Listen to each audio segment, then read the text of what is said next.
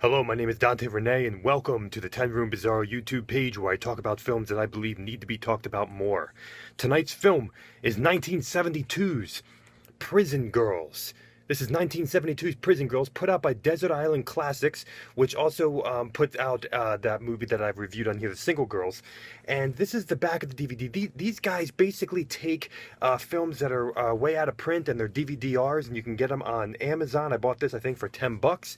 But they do go out of print occasionally from time to time, I guess, with the rights. But this is 1972's Prison Girls. What a cover! And this is Desert Island Classics. Sometimes I got to tell you, the transfers actually look really good on these Desert Island Classics. And if you look them up on Amazon or look them up their main website, desertislandfilms.com, they have a ton of exploitation, horror, and just weird films, and I think martial arts and stuff like that as well.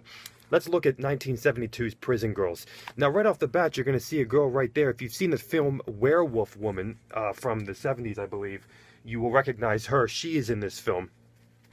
Essentially, what we have here is we have a film where we have, it's a women in prison film, and a women in prison film where four of the women, a group of the women, are given a furlough. They're given a chance to go out into the real world for a couple of days as part of rehabilitation. So basically, they can go unattended back to their friends or their boyfriends and so on and so forth.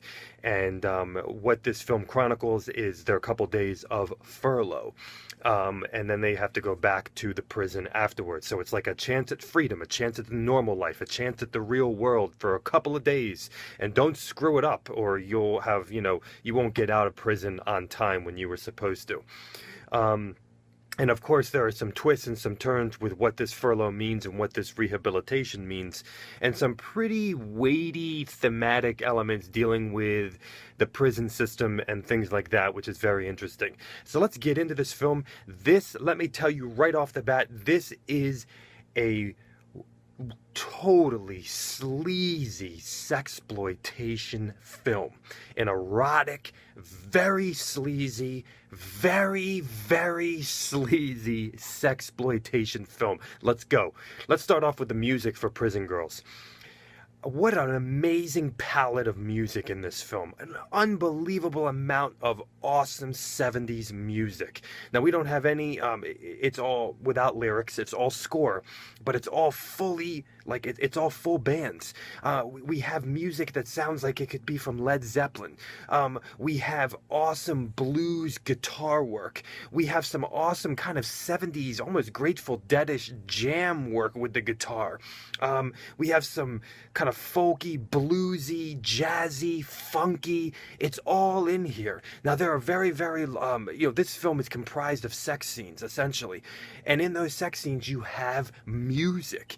And it's in all this different palette, all this whole palette of awesome pieces of 70s music, that this film is almost like a music video in many ways, where you're getting tons of music throughout the film. And it's really special. It's really great. If you love 70s music, if you love 70s classic rock, even we have some like romantic cues and some kind of dramatic, almost European sounding erotic film music in here as well.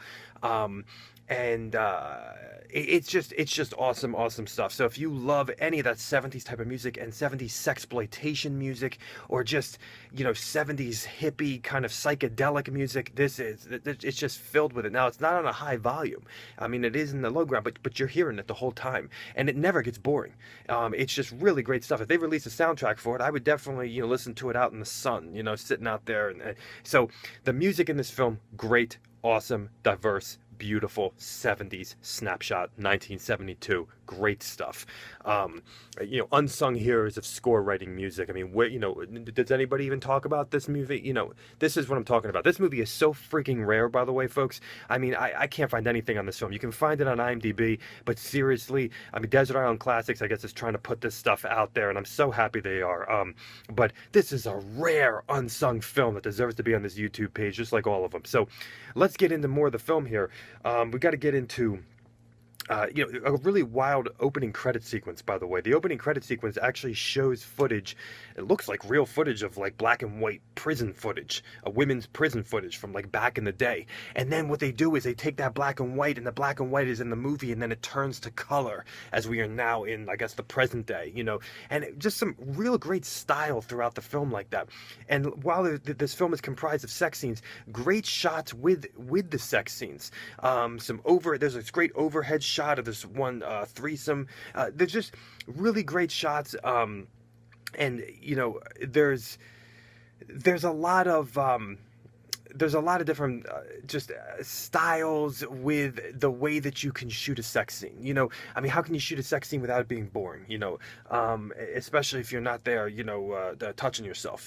How can you shoot it without it being boring? And this movie really has it. I can't put my finger on it, but really the movie has it. It's very well done with the music and everything else. And this is extremely low budget cinema, folks. I hope you know this is very, very low budget, but it looks great. It really looks great. This film, right from the get-go, right from the first, as soon as it turns to color, as soon as the opening credit sequence is over, you know what you're in for. This film is freaking sleazy. This film, if you like sleaze, if you like sexploitation, if you like exploitation, but in particular you like erotic cinema, sexploitation, you like movies that are sexually explicit from the 70s, but not quite porn, if you catch my drift. I did a movie called Cheerleaders. I reviewed a movie called Teenage Hitchhikers. We're all in the same realm here, where it's almost up to the X territory. And if this was X, it would be a low X, NC-17. You're not actually seeing penetration. You're not actually seeing that, but you're seeing everything else, all the implied, and they could actually be having sex. There's humping, there's everything else. And you're seeing everything in here, folks. You're seeing full frontal, full back for men and women, everything. But like I said, it's not explicit. You don't actually see it happening, but you see it all around. And it's very sexually explicit implied, if you catch my drift, right? And they could actually, this is a film where you're thinking, are they really having sex? So essentially, we have an anthology film here with the stories, because we follow each one of the girls as they take their furlough. And in one particular case, there's a little bit of a twist, and in two particular cases, actually, there's a little bit of a twist as we bring in another.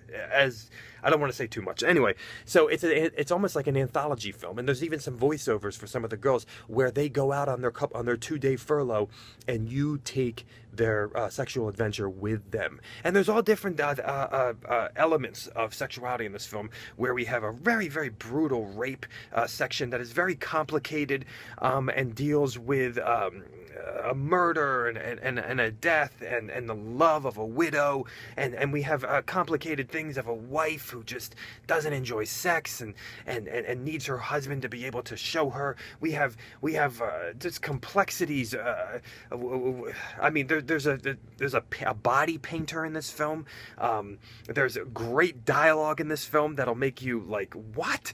Just great 70s dialogue. There's some pretty explicit dialogue too, even during the sex scenes, like a dialogue that would almost kind of have that type of porno vibe, like, oh, you're so warm, oh, stuff like that.